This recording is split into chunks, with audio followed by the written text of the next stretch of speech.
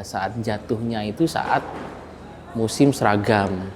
Di saat musim seragam itu penjahitnya pada kabur lah istilahnya, pada punya jobnya sendiri-sendiri. Jadi pesanan yang sudah waiting list nyampe-nya bisa sebulan 2 bulan.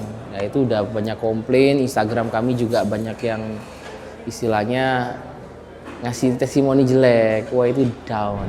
Ketika kita mau respon yang baik, ketika di situ itu banyak keburukan, kita fokusnya sama satu kebaikan aja nggak apa-apa. Gitu. Makanya pakai mata lebah. Gitu. Yang fokusnya fokus sama apa yang bisa kita kontrol, hal positif apa yang bisa kita boosting lagi untuk naikin penjualan, kayak gitu sih. Ya kalau boleh jujur, di samping dia sukses itu ada wanita yang mau ikut berjuang kan. Saya merasakan sendiri kalau mungkin pada saat itu atau sampai sekarang pun tidak bersama pasangan saya mungkin nggak akan nyampe kayak gini. Yang pertama, do the best all the time.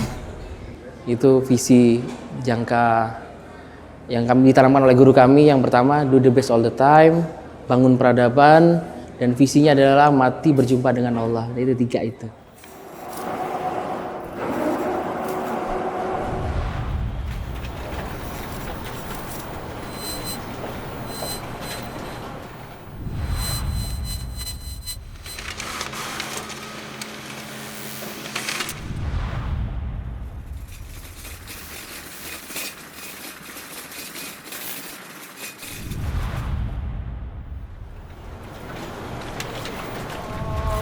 أكبر الله أكبر.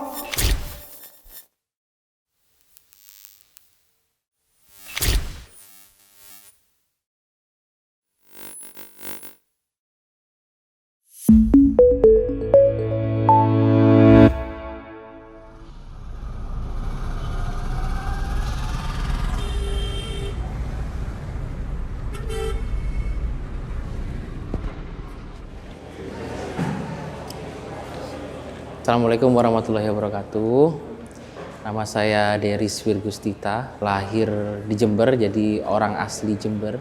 Sekarang sedang merintis usaha di kuliner, nama brandnya Pak Der. Ada 3 brand sih. Yang pertama Minimak Pak Der, itu tempatnya di Jalan Danau Toba di daerah kampus. Terus ada namanya Bakaran Pak Der, itu ada di Jalan Sentot. Dan Pak Der Space yang sekarang ini konsepnya lebih ke cafe and resto. Jadi positioningnya kita ambil tempat buat merayakan momen event itu, tempatnya di Pak Der Space.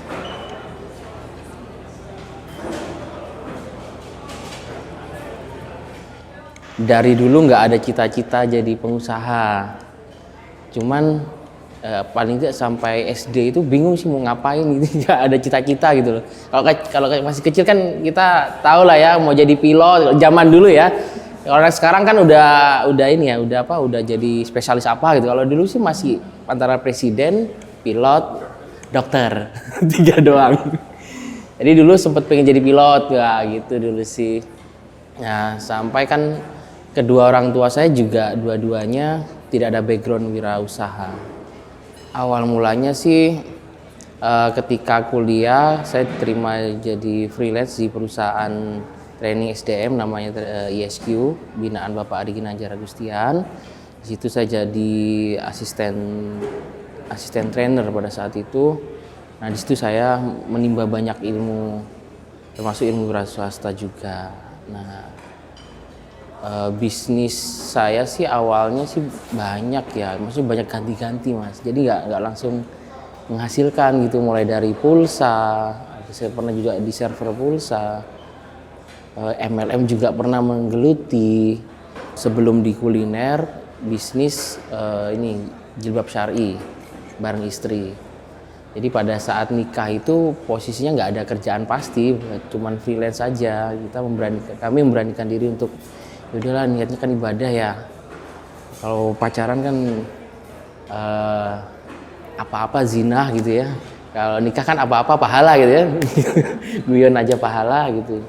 Siapa tahu Allah kasih ridho di situ, justru karena selama sebelum nikah banyak usaha yang gagal. Jadi aku merintis usaha itu gagal, clothing tuh malah ditipu. Pernah jualan laptop, hilang puluhan juta. Di clothing juga puluhan juta juga. Jadi nikah itu bukan lagi mulai dari nol, tapi dari minus. Alhamdulillah mau nerima istri saya. Ketika menikah kan pemikirannya berbeda lagi. Ini gimana ya buat nambahin penghasilan. Oke, yang lagi in apa ya? Oh ini jilbab syar'i. Awalnya sih ada temen penjahit kan, jadi kita coba beli berapa potong terus dijahit. Biar memangkas HPP gimana kalau kita belajar jahit? Ya udah belajar jahit. Padahal background kami kan, kalau saya pernah kuliah di Poltek di manajemen informatika, kalau istri lulusan pendidikan kimia. Tapi alhamdulillah mau berjuang bersama, itu sih. Itu merintis usaha jilbab syar'i tahun 2015 insya Allah.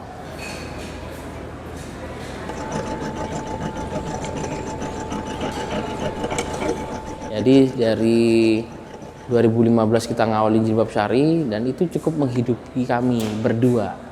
Di 2015 di tengah tahun itu pokoknya ada permintaan ini baju syar'i. Nah, dari permintaan baju syar'i itu kita hire penjahit. Jalan custom. Nah, pada saat jatuhnya itu saat musim seragam. Di saat musim seragam itu penjahitnya pada kabur lah istilahnya. Pada punya jobnya sendiri-sendiri, jadi pesanan yang sudah waiting list nyampe-nya bisa sebulan 2 bulan.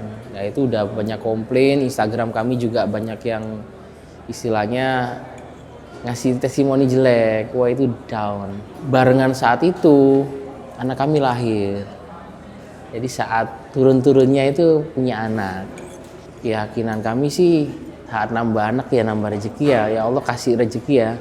Polanya saat ini tuh saat Allah kasih ujian ya mau naik kelas gitu. Di training ISQ kalau kita lagi diuji tadinya mau naik kelas. Tapi itu kan cuman pelajaran aja ya, tapi justru di wira swasta itu jadi bener-bener nampol banget kan. Bagaimana ngerespon itu semua.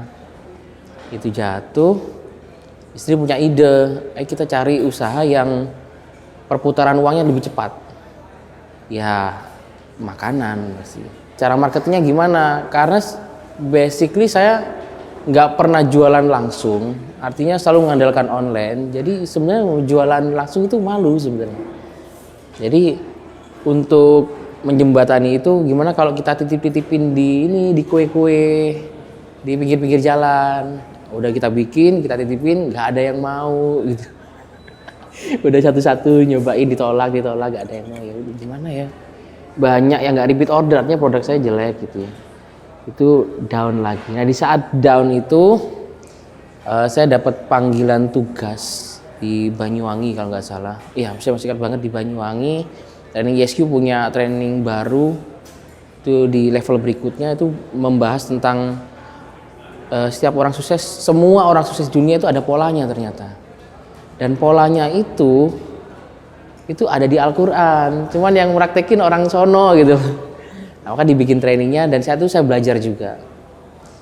Saat itu saya belajar dan saya curhat dengan trainernya, guru saya namanya Pak Heidi ya. Saya manggilnya Pak Haji, kok usaha saya itu nggak ada yang menghasilkan gitu. Setiap usaha kenapa gagal sih? Terus beliau menyampaikan ketika Deris ganti usaha, yang diganti usahanya apa orangnya? Ya usahanya dong gitu ya. Oke, ditanyain lagi. Ketika Deris usaha, tujuannya apa coba? Oh, biar untuk menghajikan orang tua Pak Haji. Gitu kan. Oh iya, menghajikan orang tua. Ya apalagi? Ya untuk membiayai anak. Oke, apalagi? Ya biar punya rumah. Biar punya rumah kamu harus punya apa? Punya uang. Gitu saya bilang gitu kan. Berarti ujung-ujungnya apa Deris? Ya usaha biar punya uang. Ya kan emang gitu sih, usaha itu biar punya uang kan. Oke, berarti sekarang coba deh Deris dirubah niatannya. Bikin usaha di mana tujuannya untuk membantu anak yang sedang menuntut ilmu. Cluenya itu aja sih. Beliau nggak ngasih spesifik usahanya apa, harus ngapain, tapi cluenya gimana caranya usaha itu bisa bantuin anak yang lagi menuntut ilmu. Pulang ke rumah, saya sharing dong ke istri. Pada saat saya masih ingat tuh jam 3 bangun dia tahajud. Habis tahajud itu entah kenapa itu pengen lihat YouTube aja gitu, pengen lihat YouTube. Itu ada kodarullahnya ada video tentang resep cara bikin mie nyemek namanya. Produk saya saat ini namanya mie nyemek. Pada saat itu videonya hitam putih Deddy Corbuzier. Ngelihat Deddy Corbuzier itu makan mie nyemek itu langsung, wih ini enak nih kayaknya nih, patut dicoba nih gitu. Begitu azan subuh, sholat, bikin gua.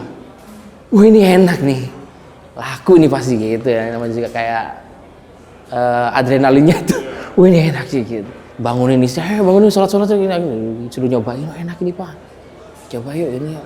Tapi hubungannya apa ya sama clue yang guru saya kasih gitu.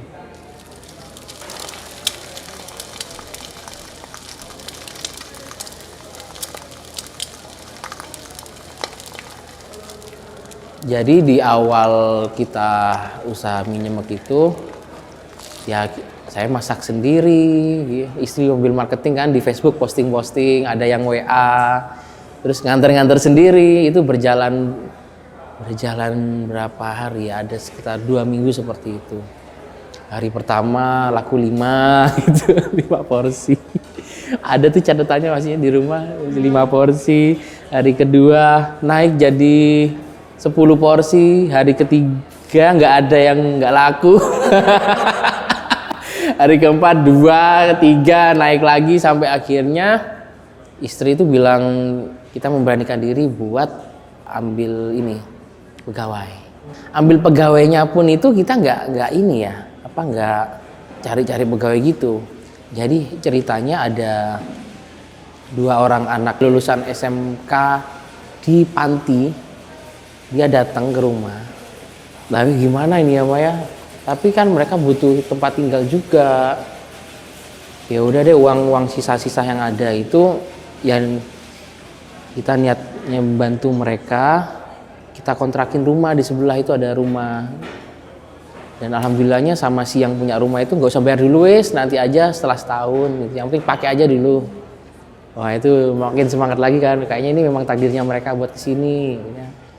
Datanglah mereka ke situ, mereka bagian masak, 2 orang, bagian masak, saya bagian delivery. Itu mulai naik deliverynya, karena kan ongkirnya murah banget, 1.000. Sampai pada saat aku pernah nganter di daerah Acung, itu ongkirnya cuma 3.000. Itu mau deket-deket Jenggawa ongkir 3.000, ya yang penting babat alas dulu lah. Terus lagi-lagi istri punya ide, ini kita nggak bisa kayaknya gini-gini doang, kayaknya biar transaksinya naik, cari tempat yuk gitu. Tapi kan di kampus kan mahal-mahal kan tempatnya kan. Setelah itu saya punya kenalan namanya Pak Doni, ngobrol-ngobrol gitu karena Pak Doni punya ruko yang nggak dipakai gitu. Gini aja Mas Deris, kalau di ruko kan itu masih ada orangnya dan mungkin sewanya juga mahal. Jadi gimana di teras rumah saya? Itu awal mulanya buka di kampus.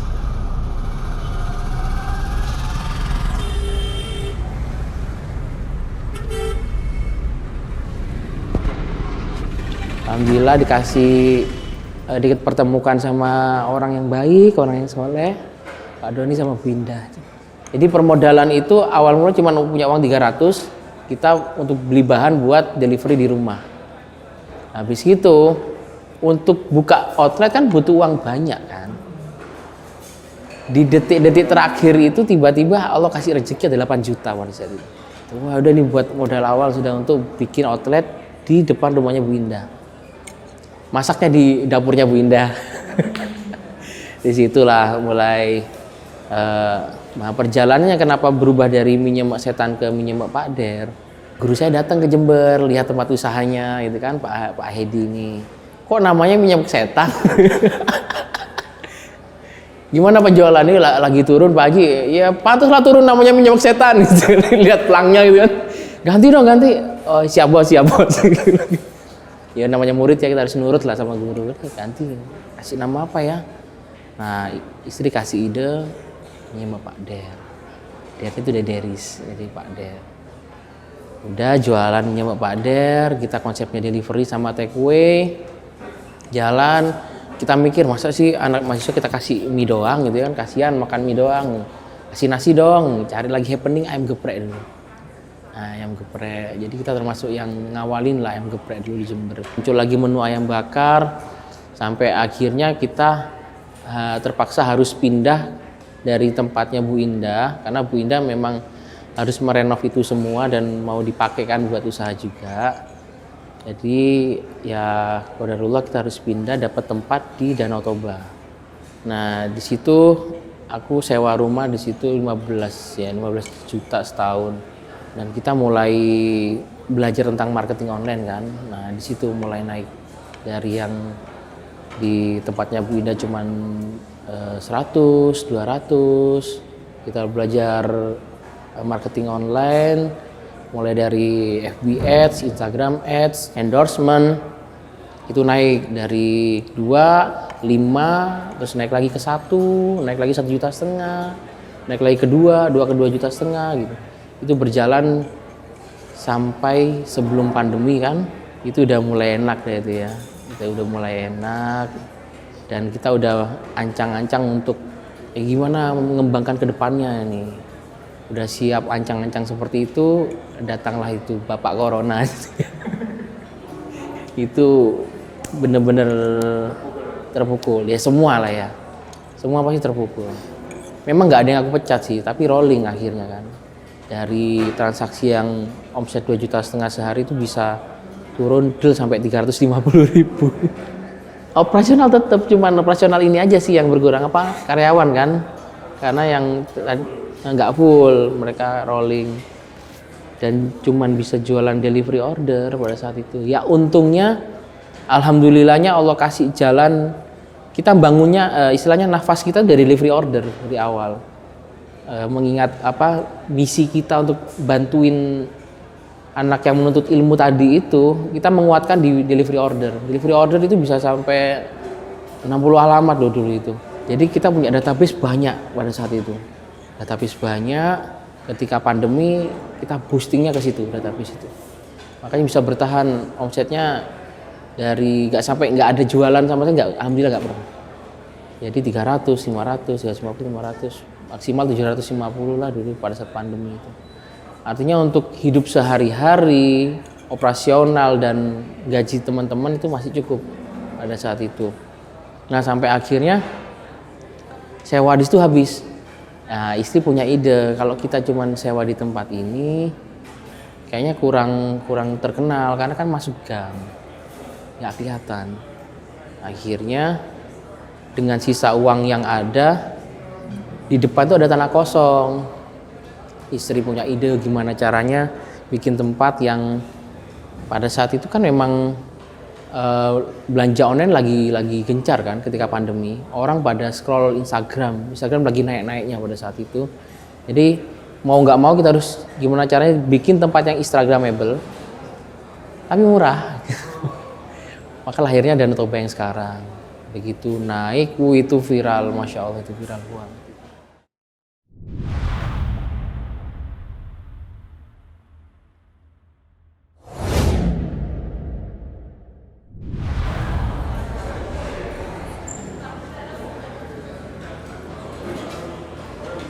Nah, ketika corona itu ada pelajaran penting sih yang disampaikan dari guru saya. Otomatis kami murid-muridnya kan pada Zoom meeting ya dulu ya, menghadapi ini gimana ya corona ini. Beliau ngasih contoh yang bagi saya itu brilian banget. Gimana caranya, ini ngasih semangatnya gini. Gimana caranya ketenangan itu separuhnya di kesembuhan, kalau nggak salah dari Ali bin Abi Thalib. Ya harus tenang dulu biar bisa menang. Kalau udah tenang menang pasti insya Allah ulangnya juga akan ikut. Itu disampaikan ke saya, ada rumus yang sampai ini saya pakai, namanya itu IRO, rumus IRO. Rumus IRO itu E plus R sama dengan O. Atau kalau sekarang diperbarui lagi jadi R1 plus R2 sama dengan R3. R1 itu reality, R2 itu respon, sama dengan R3 itu result. Itu saya pegang sampai dengan saat ini. Jadi setiap dapat musibah ya kita fokusnya sama yang bisa kita kontrol. Hasilnya positif. Ketika realitinya negatif, responnya harus jauh lebih positif biar resultnya positif. Bagaimana caranya biar respon positif itu? Nah, guru saya mengajarkan kita harus punya mata sama seperti mata lebah, jangan pakai mata lalat. Apa itu mata lebah? Mata lebah itu kan menghinggap di bunga kan, bunga. Nggak peduli di situ sampahnya banyak, di situ ada satu bunga, nginggapnya di bunga. Beda sama lalat, di situ bunganya banyak, sampahnya satu, dia pasti akan nginggap di lalat. Nah, ketika kita mau respon yang baik, ketika di situ itu banyak keburukan, kita fokusnya sama satu kebaikan aja nggak apa-apa. Gitu. Makanya pakai mata lebah. Gitu. Yang fokusnya fokus sama apa yang bisa kita kontrol, hal positif apa yang bisa kita boosting lagi untuk naikin penjualan, kayak gitu sih. Even itu nggak bisa, ya sudah, kamu bisanya apa? Doa, ya udah doa, tahajud naikin tahajud, duha naikin dah duha. Pada saat itu yang memboosting lagi adalah menu kami itu kan mie sama ayam dan nggak ada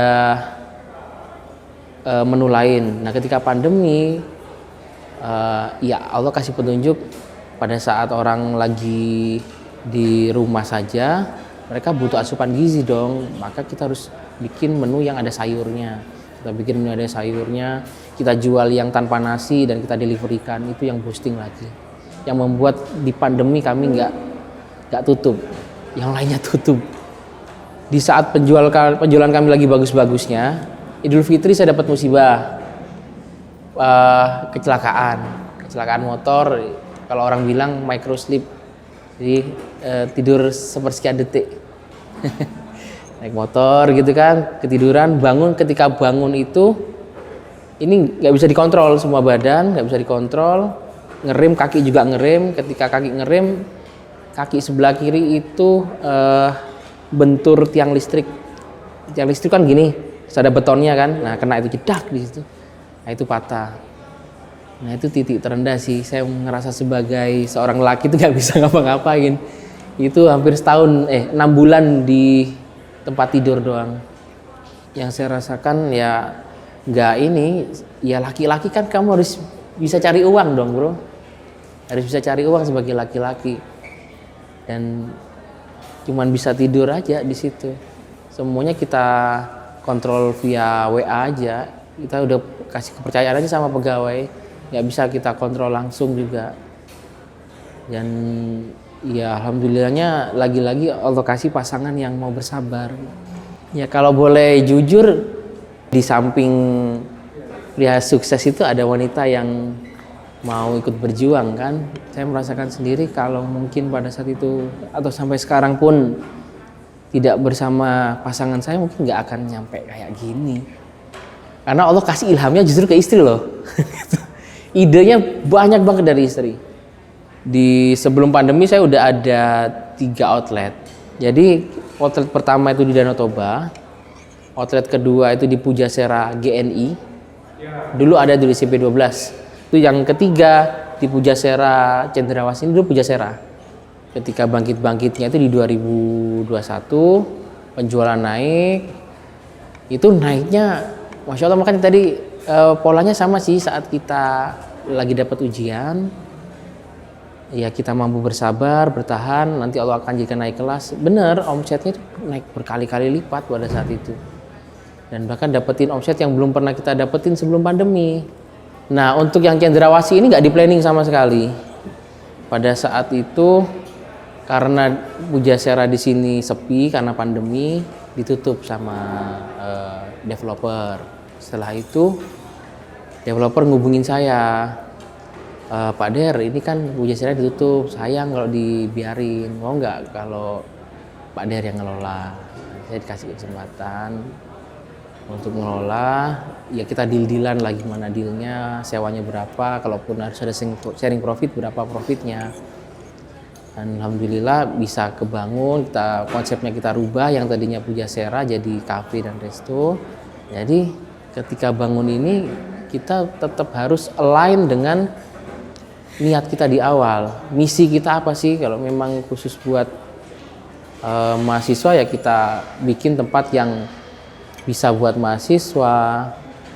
Dan di sini itu kalau di tempat lain mungkin untuk ngadain event harus sewa tempat gitu ya. Kalau kami mempermudah, mahasiswa itu sering pakai tempat ini buat meeting, buat gathering. Kemarin ada makrab, di akhir bulan ini ada disnatalis. Kita nggak ambil sewa, cukup beli makan dan minum aja. Udah sediain sound, LCD, proyektor. Kalau cuma niatannya uang, nggak kuat gitu. Dan itu ada ininya, ada penelitiannya. Saat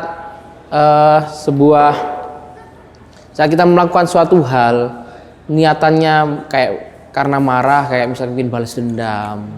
Karena itu ternyata ada tingkatan level energinya. Melaksanakan dengan cinta itu tingkatannya seberapa. Yang paling tinggi itu energi ketika orang mendapatkan pencerahan. Enlightenment itu apa? Pencerahan ya? Ya, tulis aja enlightenment. Saat orang mendapat pencerahan dan saat orang punya misi atau melakukan suatu hal karena pencerahan, itu energinya paling tinggi.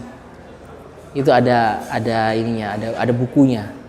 Kalau visi ke depan sih melakukan yang terbaik ya, melakukan yang terbaik untuk orang yang untuk menuntut ilmu sebenarnya. Balik lagi ke situ. Jangka menengahnya, ya kami mau membangun bisnis yang besar untuk menjadi kebermanfaatan yang besar. Untuk jangka panjangnya bisnis ini ya sebagai rahmatan lil alamin. Itu yang saya sampaikan ke teman-teman juga. Artinya Allah lagi ngasih amanah nih buat kalian melayani mereka. Jadi layani mereka karena itu aman dari Allah, bukan keinginan kita. Itu yang tanamkan sama teman-teman. Walaupun masih banyak hal SOP yang harus diganti-ganti, setidaknya kami menyampaikan gitu kepada teman-teman. Ini dari beberapa ilmu yang sudah kami alami gitu ya. Saat memulai bisnis itu harus diawali dengan misi yang benar dulu, misi yang mulia dulu. Karena dari misi yang mulia itu nanti akan ketemu harus ngapain. Jadi saya pernah baca ya di suatu postingan itu, kebanyakan perusahaan yang melebihi 15 tahun awal mula berdirinya berdasarkan dari misi. Baru mereka bikin produk. Dari produk mereka akan memasarkan. Nah, kebanyakan kan teman-teman wirausaha kan mulai dari produk dulu. Kan produk dulu, baru itu dipasarin, udah mulai gede baru bikin visi misi kan. Ternyata tidak seperti itu. Jadi itu sih pesan saya, mungkin yang mau berbisnis, temuin dulu masalahnya orang sih, pasarnya gimana, temuin dulu, jadikan itu misi mulia, bukan lagi saya jualan buat dapetin uang, tapi saya bisa berguna bermanfaat bagi apa sih? Karena kan kita diciptakan sebagai rahmatan lil alamin kan, sebagai wakilnya Allah di muka bumi. Kita berwirausaha juga bukan buat cari uang, tapi ya ini pengabdian kita pada Allah lewat jalur wirausaha. Kalau Anda sebagai developer, Anda mengabdinya dengan cara membuatkan rumah. Anda profesinya sebagai dokter, pengabdian Anda pada Allah adalah menyembuhkan. Anda sebagai guru, Allah punya sifat sebagai perpanjangan tangannya Allah, sebagai guru mengabdi pada Allah. Kayak gitu sih. Jadi semuanya harus di-clearkan dulu misinya itu ngapain gitu. Kalau udah clear, udah selesai, baru masuk ke bisnisnya. Yang pertama, do the best all the time. Itu visi jangka yang kami ditanamkan oleh guru kami. Yang pertama, do the best all the time, bangun peradaban, dan visinya adalah mati berjumpa dengan Allah. Itu 3 itu.